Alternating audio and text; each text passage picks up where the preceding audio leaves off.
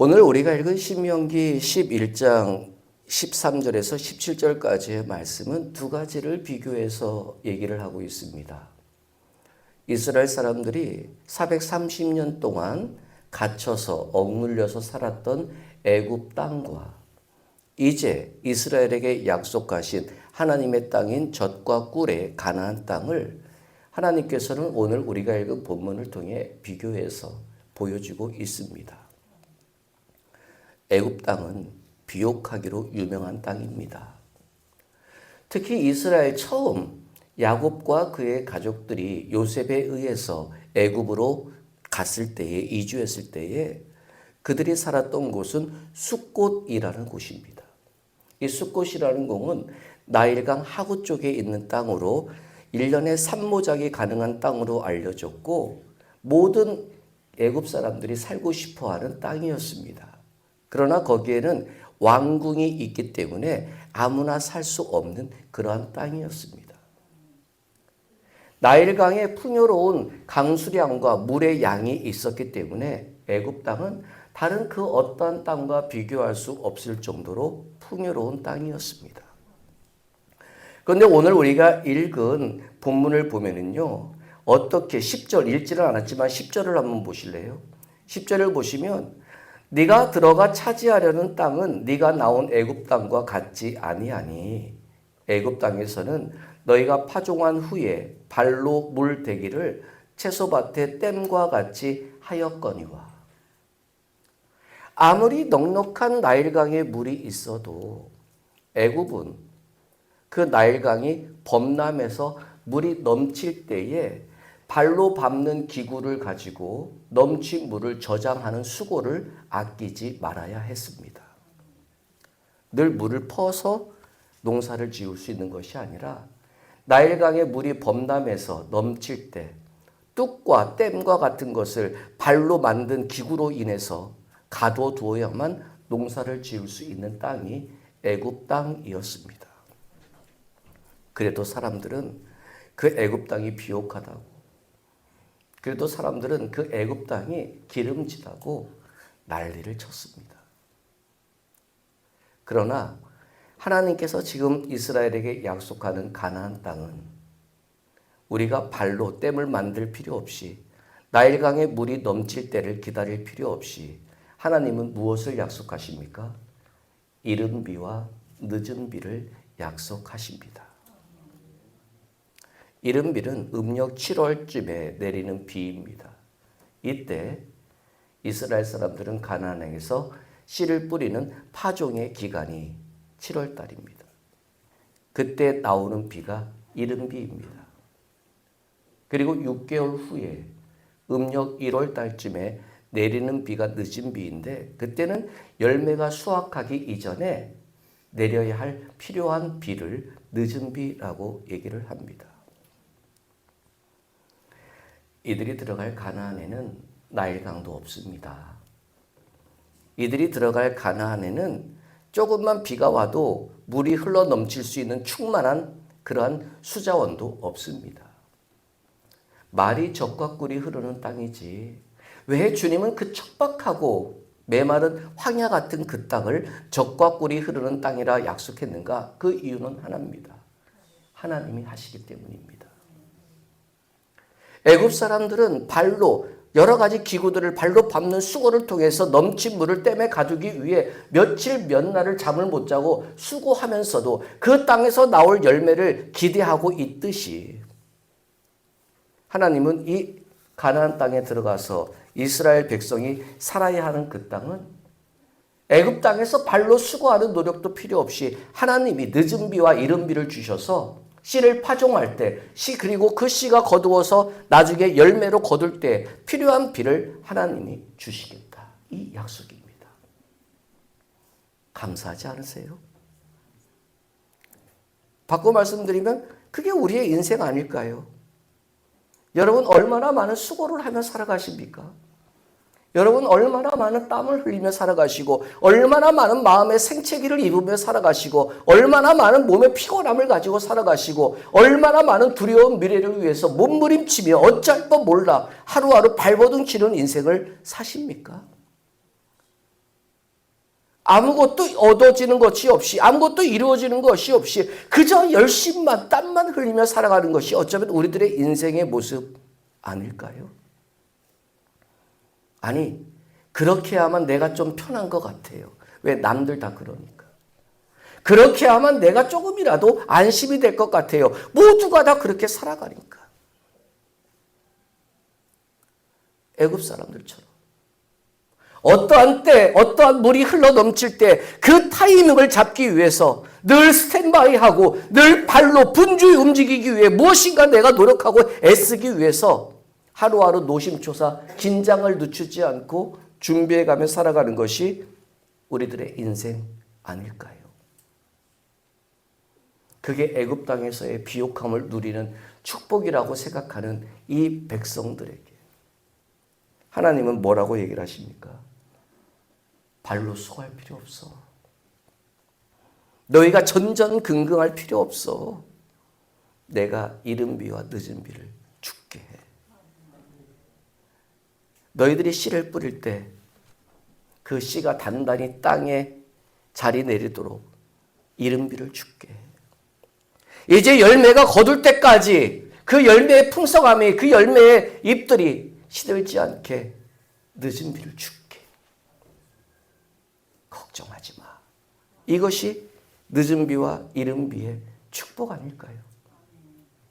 이것이 우리들에게 주고 있는 메시지는 뭘까요? 수고하지 마, 노력하지 마, 애쓰지 마, 이 얘기가 아니잖아요.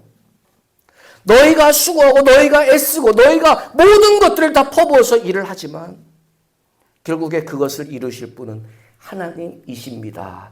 이 사실을 인정하라고 만드는 게 늦은 비와 이른 비의 축복 아닐까요?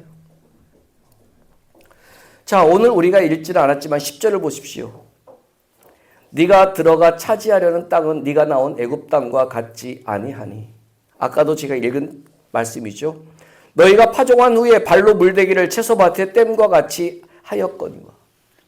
애굽에서의 인생의 방법과 들어가서 가나안 땅의 인생의 방법은 달라야 한다. 이것을 얘기를 하고 있는 거잖아요. 그럼 제가 여러분들에게 한 가지 여쭤볼게요. 예수를 믿는 여러분들의 삶은 예수를 만나거나 경험하지 못한 사람들과의 방식이 다른 인생을 살고 계십니까?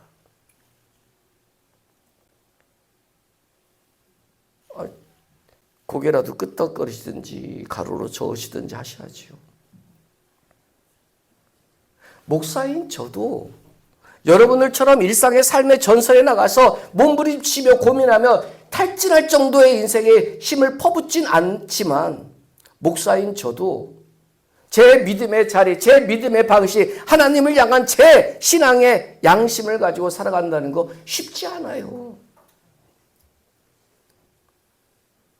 그런데 여러분들처럼 삶의 현장에 나가서 하루하루의 삶을 살아가실 때 믿지 않은 사람들과 하나님을 만나지 않은 사람들과 나와의 삶의 방식이 다르게 산다는 거 그거 말처럼 쉬운 일 아닐 겁니다. 그런데 주님은 우리에게 얘기를 하잖아요. 네가 애굽의 인생에 길들여져 있을지라도 내가 너희에게 지시할 그 땅으로 가면 그 방식이 아니라 하나님의 방식대로 살아야 한다는 것을 가르쳐주고 있는 거잖아요.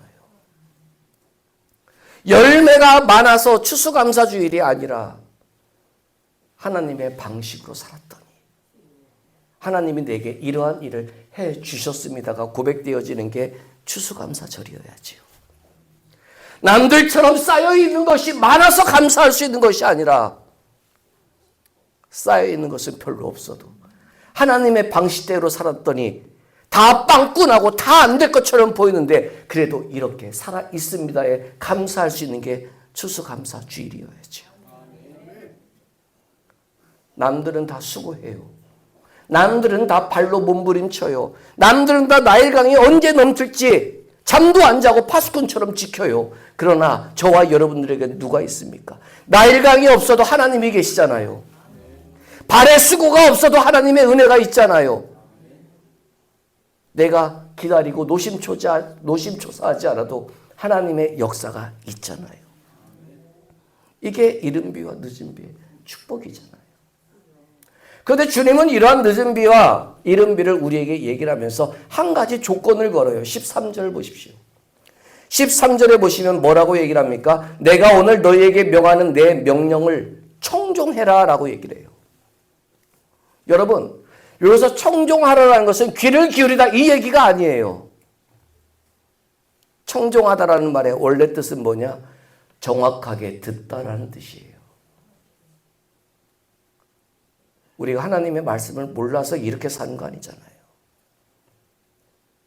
채널만 틀어도, TV만 틀어도 쉽게 들을 수 있는 게 하나님의 말씀과 설교의 모습들이잖아요. 못 들어서가 아니잖아요. 문제는 뭐예요? 정확히 듣지를 않기 때문이잖아요. 정확히 듣는다는 것은 내가 듣기 좋은, 내가 해석하기 편리한 그 말씀이 아니라 듣기 싫어도 칼날 같아도 바늘 같아도 그것이 하나님의 말씀이면 하나님 말씀대로 내게 다가와서 내 가슴을 찢거나 상처를 꼬매거나 하는 그 은혜가 있어야 정확히 듣는 거지요. 저랑 저희 교회가 어느덧 3년이 넘게 같이 있었습니다. 우리 교인들에게 참 제가 미안한 것은 축복받으라는 얘기를 단 한 번도 하질 않았어요. 축복에 대해서 제가 여러분들께 설교를 안 했어요. 그건 여러분들이 하나님과 관계에서 받고 누릴 문제이지 제가 얘기할 성질이 아니라고 저는 말씀을 드렸어요. 제가 지금도 여러분들에게 분명히 말씀드리는 것은 하나님의 말씀이에요. 나를 위로해 주는 것이 하나님의 말씀 아니에요. 나를 일으켜 주는 것이 하나님의 말씀이 아니에요. 내가 슬프고 힘들고 짓눌려 있을 때 나를 끄집어내는 게 하나님의 말씀이 아니에요. 하나님의 말씀은 뭐예요? 생명이에요. 내가 숨을 쉬어야 일어날 수 있고요. 내가 숨을 쉬어야 뛸 수 있고요. 내가 숨을 쉬어야 고개를 들어 하나님을 볼 수가 있어요. 지금 이 신명기 11장은 우리에게 얘기를 하는 게 뭐예요? 하나님의 말씀을 청종하라. 하나님의 말씀을 정확히 들으라. 이 이야기는 어떤 상황에서도 의심하지 않을 수 있도록 하나님의 말씀을 빈틈없이 들으라라는 얘기예요.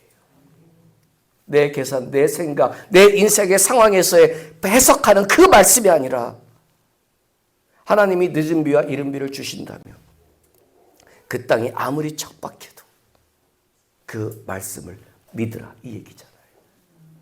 한 가지 여쭤볼까요? 하나님이 여러분들과 함께 하십니까? 저를 쳐다보세요. 정말로요? 근데 왜 걱정하세요? 왜 짜증내세요? 왜 불평하세요? 왜 되는 게 없다라고 그냥 입에 투덜투덜거리세요? 못 살겠다 왜 그러십니까? 하나님이 함께 하신다며요. 함께 하신 하나님이 여러분들에게 주신 말씀이 뭡니까? 두려워해라, 걱정 많이 해라 이 얘기를 주셨습니까? 아니잖아요. 우리가 그래요. 두려워 말라, 놀라지 말라, 담대하지 말라. 내가 너와 함께함이니라. 이 말씀이 우리에게 주셨잖아요. 오늘날 내가 너를 낳았으니 너는 내 아들이라. 이 말씀도 주셨잖아요. 인생의 굽은 길이 있을지라도 인생의 산이 있을지라도 그 길을 내가 곧게 펴주고 산에서 광야에서 강물이 흘러 넘치게 하리라. 이는 너의 여호와 하나님이니라 말씀하셨잖아요. 그 하나님이 나와 함께 하시는데 왜 그러십니까? 왜 안 되는 것만 보십니까? 왜 힘든 것만 보십니까? 그분의 늦은 비와 이른 비가 지금도 내 인생에 추적추적 내리고 있는데 우리는 그 비에 감사하며 씨를 뿌리고 그 비에 감사하며 열매를 거두어야 할 인생인데 왜 자꾸 애굽 땅으로 돌아가? 내가 무엇인가를 해야만 될 것 같은 착각에 빠져 계십니까? 주님은 오늘 우리에게 얘기를 하는 거예요. 내가 너에게 명령하는 것들을 청종해라. 정확히 들으라. 주님의 명령이 뭐예요? 하나님 여호와를 사랑해라. 어떻게 해요? 마음을 다하고 뜻을 다해 사랑해라. 이 이야기를 다른 말로 하면 주님은 네가 어떠한 모습이든지 상관없어.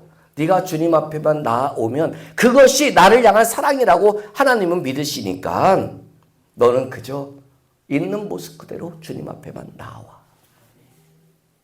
오죽하면 주님이 얘기하잖아요. 수고하고 무거운 짐진 자들아 다 내게 오라. 수고한 대로 무거운 짐을 진 대로 먼지 묻은 대로 찢어진 대로 다 내게 오라. 그러면 어떻게 하시겠다고요? 내가 너희를 쉬게 하리라. 주님이 당신을 사랑하는 것의 증거를 뭐로 본다고요? 내게 오는 것으로 본다고요. 그 이유는 주님이 알아서 하십니다.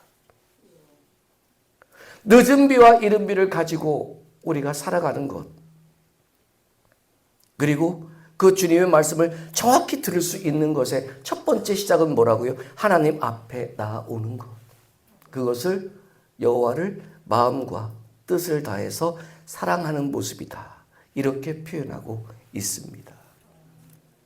그러면서 여호와를 사랑하는 자는 늦은 비와 이른 비의 축복을 누릴 테니까 16절을 보면은 뭐라고 얘기를 해요? 다른 신들을 섬기며 그것에 절하지 말라라고 얘기를 해요. 여기서 다른 신은 바알이에요. 바알은 농사의 신이에요.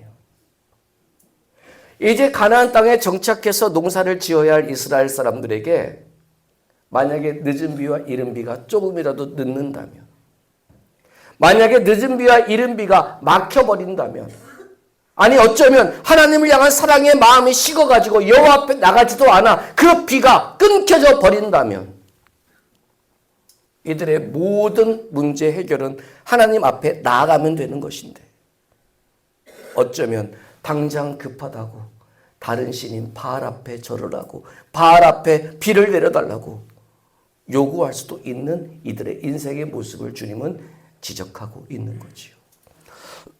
저는 오늘 이 추수감사 주일날 이른 비와 늦은 비를 통해서 한 가지 말씀만 드립니다. 이미 저와 여러분들의 인생은 이른 비와 늦은 비가 내려지고 있습니다. 문제는 뭐예요? 내가 여호와 앞에 있지 않으니까 여전히 그 비가 내려지는데도 내 인생은 척박한 땅과 같은 인생이 되고 있는 거지요. 그 이른 비와 늦은 비는 누구만이 알 수 있다고요? 여호와를 사랑하는 자만이 알 수 있다고요. 사랑합니다. 고백이 중요한 게 아니라, 여러분들의 모습이 깔끔하다 깨끗하다가 중요한 것이 아니라 지금 내가 여호와 앞에 나아가고 있는가. 그분 앞에 나아가면 내가 지금까지도 누리며 흠뻑 젖었던 늦은 비와 이른 비의 축복이 비로소 보일 겁니다. 그 은혜가 보여질 때 내게 수확되는 열매의 양이 많고 적음이 아니라 그 비가 보여져야 매일매일이 감사의 시간이 되지 않을까요? 좀 꼬질꼬질하면 어떻습니까? 좀 어울리지 않는 옷을 입으면 어떻습니까? 좀 내 삶이 망가지고 숨길 것이 많으면 어떻습니까? 주님이 얘기하잖아요. 그냥 와. 그냥 내게로 와. 그러면 네가 날 사랑하는 줄 알 테니까 그 이유는 내가 알아서 할게. 이것이 하나님의 음성이잖아요. 그 음성을 들어야 늦은 비와 이른 비의 축복이, 그 음성을 들어야 내 수고가 아닌 하나님의 은혜로 되어지는 인생이 우리에게서 발견되어지지 않을까요? 추수감사주일, 내게 지금도 주어지고 있는 이른 비와 늦은 비의 축복 속에 내 하나님께 한 걸음씩 더 나아가는 저와 여러분들의 인생이 될 수 있기를 주의 이름으로 축원드립니다.